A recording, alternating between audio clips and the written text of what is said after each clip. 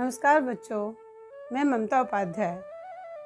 आज 12th class के बच्चों के लिए हिंदी में आरोह काव्य खंड भाग 2 पाठ 1 कविता दिन जल्दी जल्दी ढलता है। आज मैं आप लोगों को इस कविता के माध्यम से कुछ बताना चाहूँगी। इस कविता का उद्देश्य क्या है, इसके कवि कौन हैं, ये कविता हमें क्या संदेश देना चाहती है।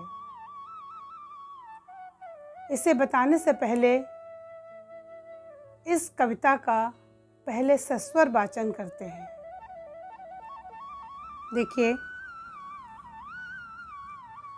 दिन जल्दी जल्दी ढलता है, दिन जल्दी जल्दी ढलता है, हो जाए न पथ में रात कहीं, मंजिल भी तो है दूर नहीं, यह सोच थका दिन का पंथी भी जल्दी जल्दी चलता है, दिन जल्दी जल्दी ढलता है, बच्चे प्रत्याशा में होंगे, नीडों से झांक रहे होंगे, यह ध्यान परों में चिड़िया के भरता कितनी चंचलता है, दिन जल्दी जल्दी ढलता है, दिन जल्दी जल्दी ढलता है, मुझसे मिलने को कौन बिकल, मैं हूँ किसके हित चंचल, यह प्रश्न शिथिल करता पद को,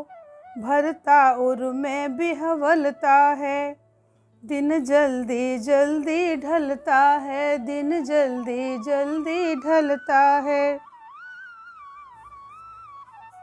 यह दिन जल्दी जल्दी ढलता है। पहले इसके कठिन शब्दों के अर्थ को हम समझेंगे, उसके बाद इसके अर्थ को समझेंगे। तो देखिए, इसके कठिन शब्द हैं।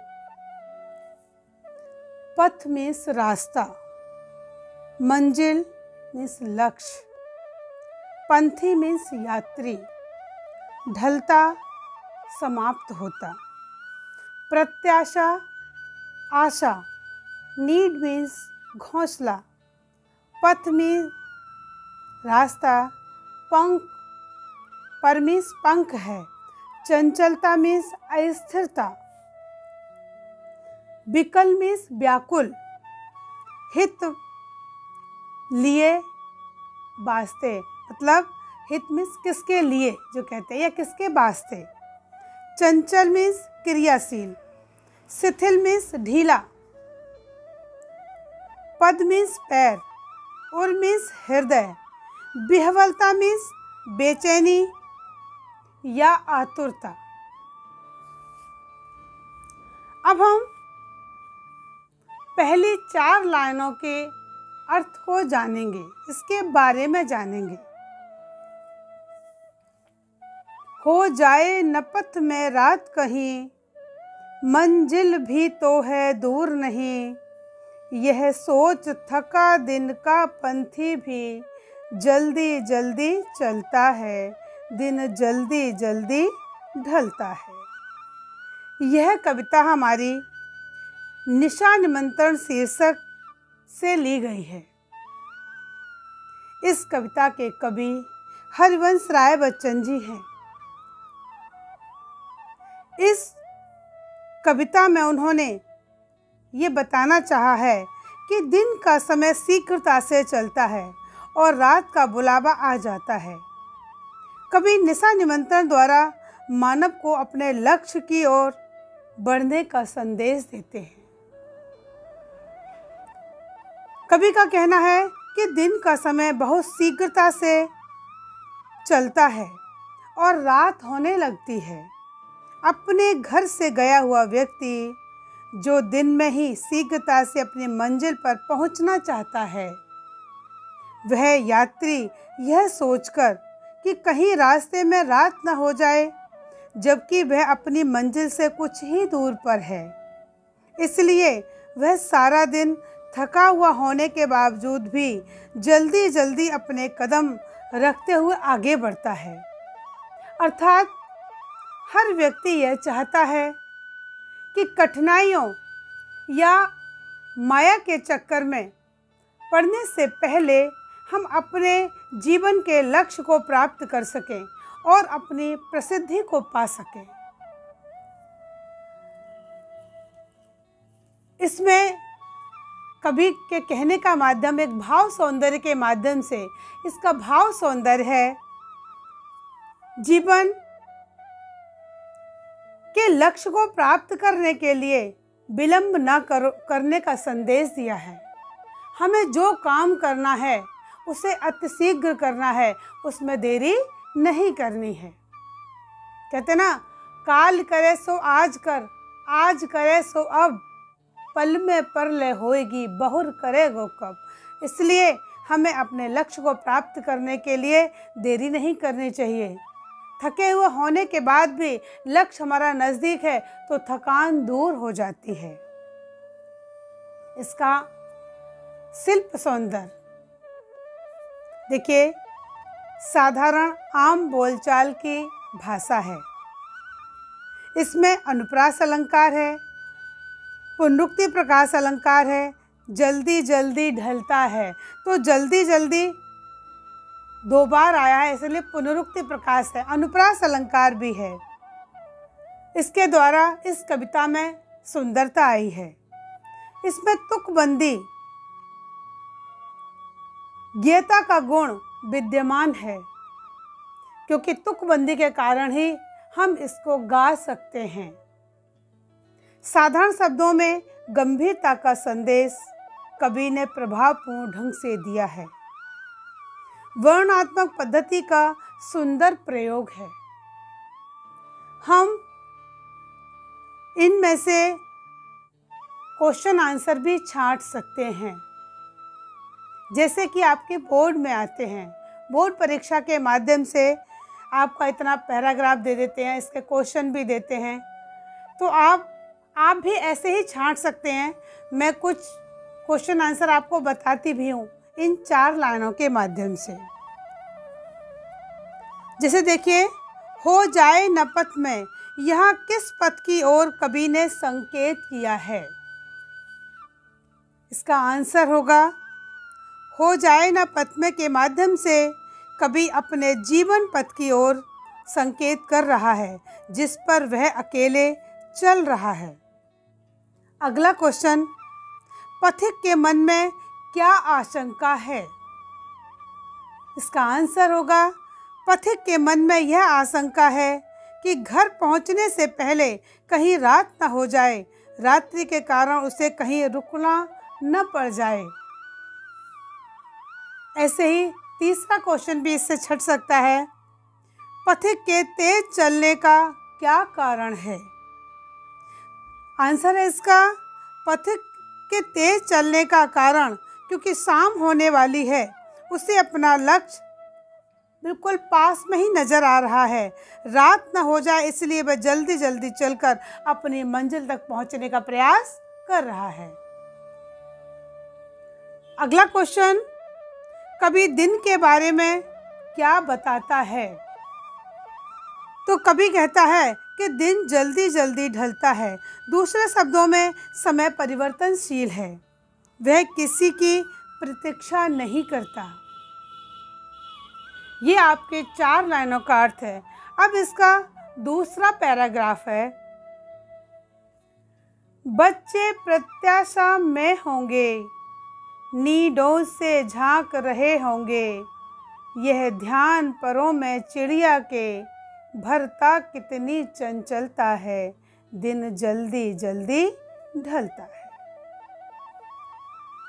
यहाँ कवि चिड़िया के माध्यम से पक्षी के घर का चित्रण करता है। पक्षी के बारे में बताया गया है। पक्षी के माध्यम से मनुष्य पे भी इसका असर पड़ता है। कवि का कहना है कि रात होने से पहले जिस प्रकार चिड़िया अपने बच्चे की चिंता करती है और ये सोचती है, बार बार ये सोचती है कि भाई शाम हो रही है।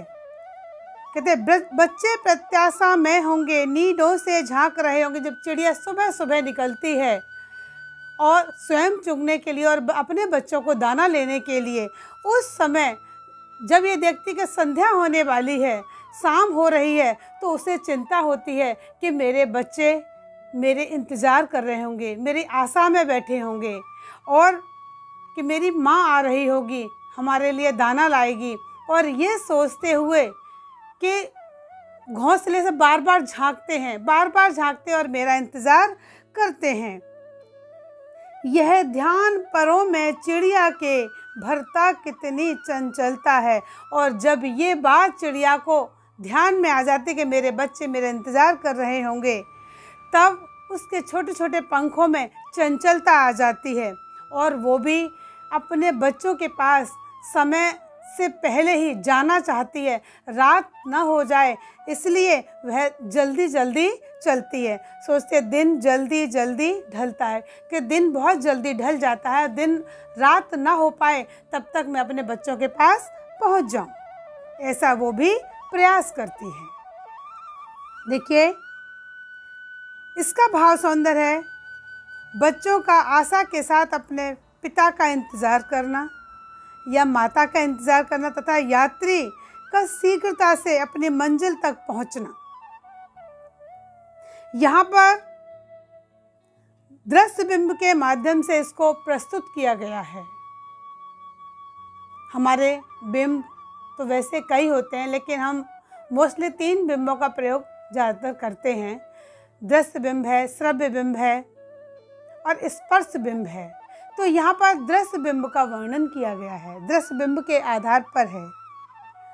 इसका शिल्प सौंदर्य, सहज सरल भाषा प्रभावपूर्ण ढंग से प्रयोग की गई है। इसमें तुकबंदी द्वारा काव्य को एक गीत रूप में प्रस्तुत किया गया है, जैसे कि मैंने आपको इसकी लय बताई थी। पुनरुक्ति प्रकाश अलंकार है।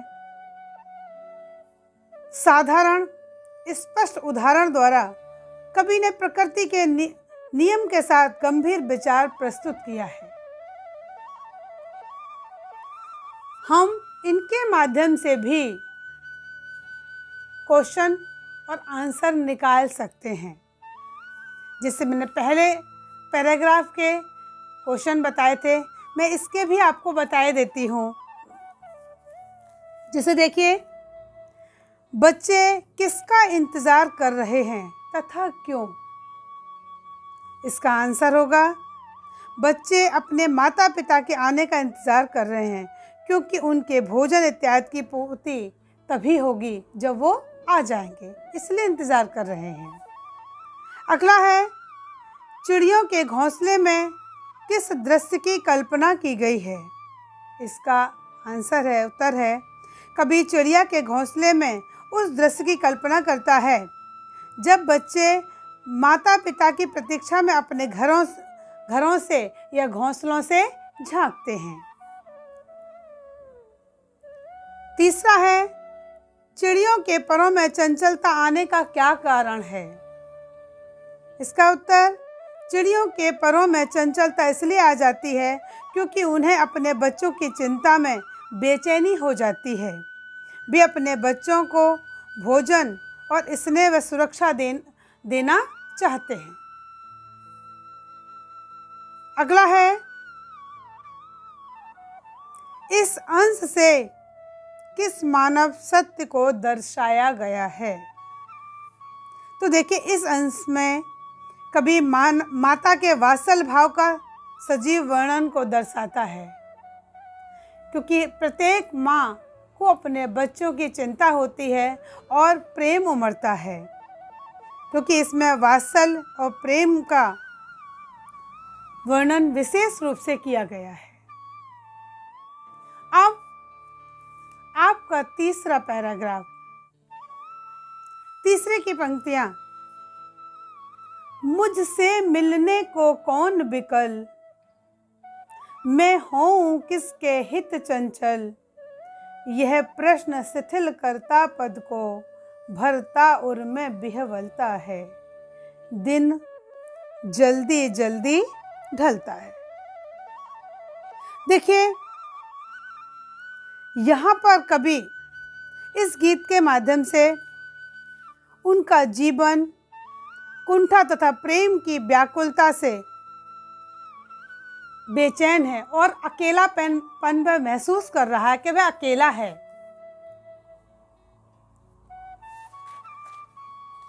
कवि का कहना है कि रात के माध्यम से वह कहता है, ऐसा कौन है जो कि रात होने का मेरा इंतजार करेगा। यहाँ कवि का क्या कहना है कि मुझसे मिलने को कौन विकल। कवि कहता है, मुझसे मिलने के लिए यहाँ कौन बेचैन है, कौन ऐसा व्यक्ति है जो मेरा इंतजार कर रहा है। मैं अकेला हूँ, मैं हूँ किसके हित चंचल, और मैं किसके लिए चंचल हूँ, किसके लिए जल्दी जल्दी चलूँ और क्यों चलूँ। यह प्रश्न शिथिल करता पद को।